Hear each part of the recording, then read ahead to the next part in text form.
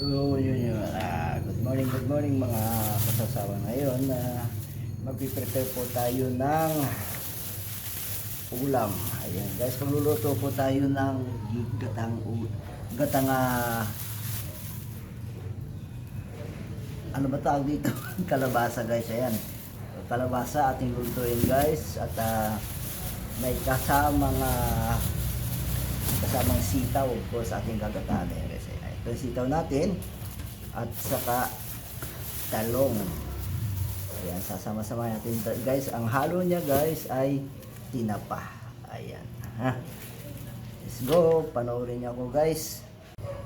Ayan guys, ito sitaw natin guys. Ating hugasan muna, ating himayin muna guys, putol-putulin muna natin. Ayan, sitaw natin, no? Isa ating putol-putulin muna guys. Tanggalin natin guys para maganda. Ayan, putol-putulin lang muna. Ayan guys, simpleng ano to mga kasawsawan, simpleng ulam lang na mga Pinoy. Ayan, lutong Pinoy. Namimiss ko na kasi mga kasawsawan tong ganitong itong ganitong ulam. Hindi yung puro baboy na lang, manok. So ito ang ating lutuin na today. Ayan guys, kailangan guys ganito yung pagkakaputol niyan para lasang-lasa mo. Nam-nam guys. Ayan. Para maayos guys ang ating pananghalian ngayon. Ito ulam natin sa tanghalian. Ayan. Kailangan ganito lang siya guys, ha. Tapos siyempre meron na po tayong dito, kakang gata. Ayan guys. Coconut milk. Ayan, coconut milk pang. Ayan, ha. Medyo natatagalan ako guys kasi tanghali na kasi. Kailangan ko na ng mabilisan na ulam.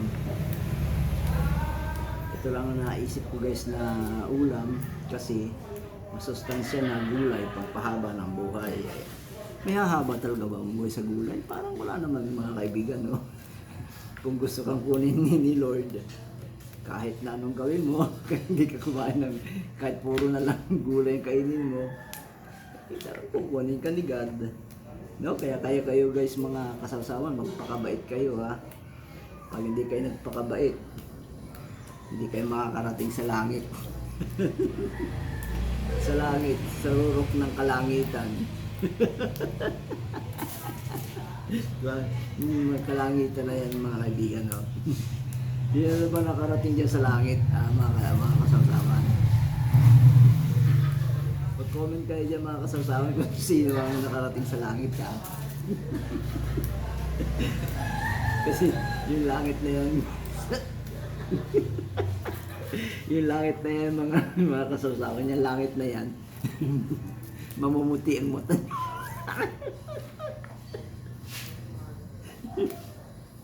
Mamumuti ang mata nyo guys pag kayo nakarating sa langit. Tapos yung langit na yan mga guys, no? Tapos nun guys, pag nakarating kayo sa langit, comment kayo dyan.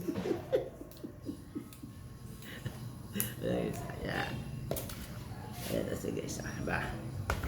Tapos ito guys, yung talong. Ito mga yung talong. Ayan guys. Ay, hindi po malmas kayo dyan, ha. So, ano iniisip yung talong? Yung talong. Sorry guys, mga kasasawa, itong talong na to guys, ano lang, 4 na piraso lang itong binili ko. Kasi ano lang naman kaming kakain, 4. So kailangan tinigisan yung talong. At ito ang ating isusunod mga kasawsawan ito. Kalabasa, pangkat.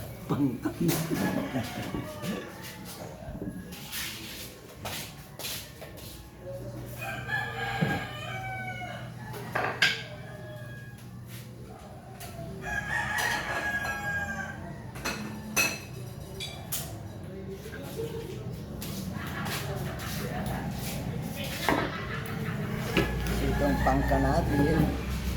Itong pangkan. Tanggalan lang natin ito guys. Oh. Tatanggalin na natin itong pinakagitna. So kahit guys ito, kahit mga kasasawan, kahit di na natin ito balatan ito. Kasi pwede naman itong hindi balatan eh. So i-slice na lang natin, no?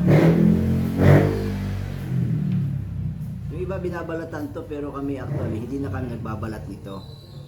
Kasi pag binalatan mo ito guys, pagka naluto siya malambot. So hindi, para sa akin hindi maganda yung babalatan mo yung kalabasa. Ayan.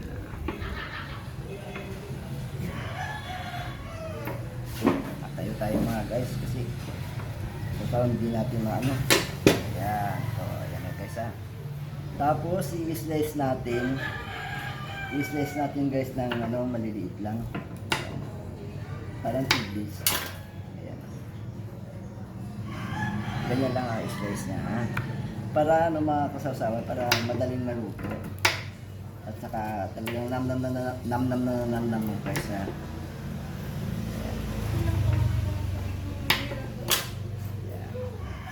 Pero hindi natin binalatan.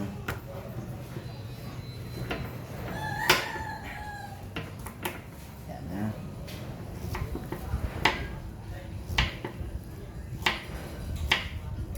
Yan ba?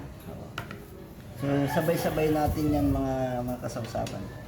Sabay-sabay natin iluluto. Para isang lang siya. Pag lambot niya, ito na siya lahat.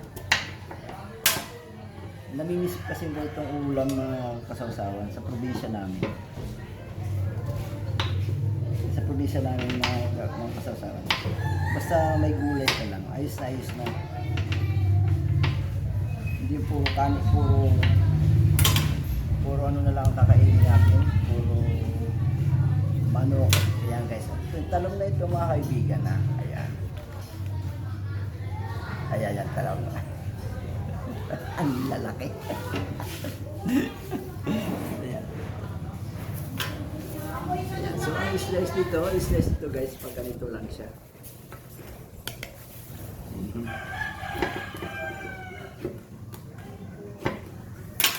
Ayan mga kasasawa lang, slice niya. Ayan, ganyan lang.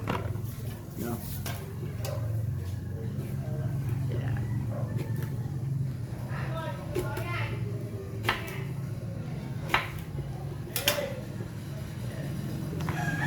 Na piraso lang ito. Ay, sobrang mahal ng talong. Ewan ko ba yung talong na ito. Yung iba libre na lang ng talong, ayaw pang tanggapin. Ito sobrang mahal. Okay. Ayan, let's do it. Ayan. Ayan. So, hugasan muna natin ha. Ayan ang mga sawsawan. At ito na po yung ating nilulutong ulam. Ayan guys. So pinakuluan ko muna yan sa tubig para medyo malambot. So ilalagay na natin tong luya. Ayan, para medyo masarap. Luya at siyempre ito guys. Ayan. Sibuyas at saka bawang. Ayan. Kailangan may bawang para mabango. Ayan. Yes. Ayan.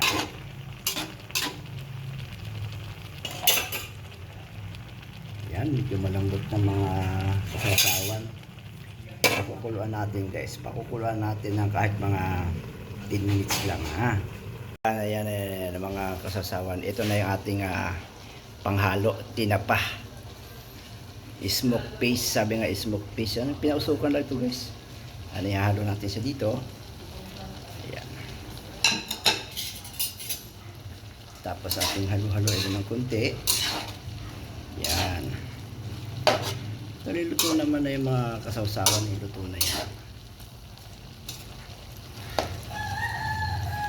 Tatakpan ulit natin ng mga ilang Mga 1 minute lang guys kasi luto naman na yun eh.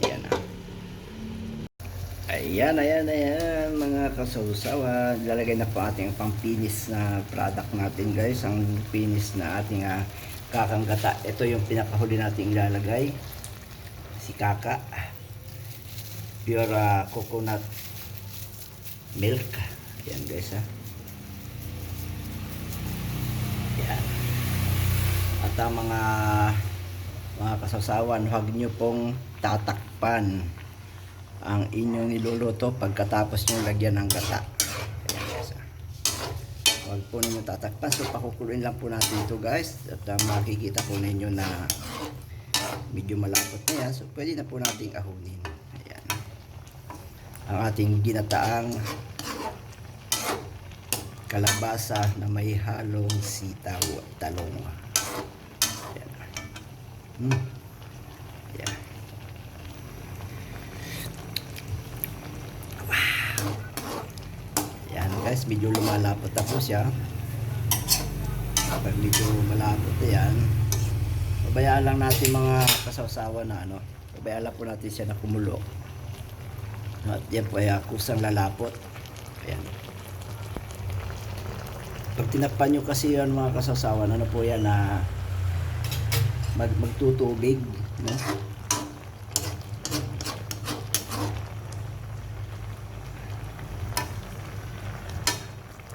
Kaya huwag po ninyo tatakpan, pabayaan nyo lang po siyang kumulo. Ayan.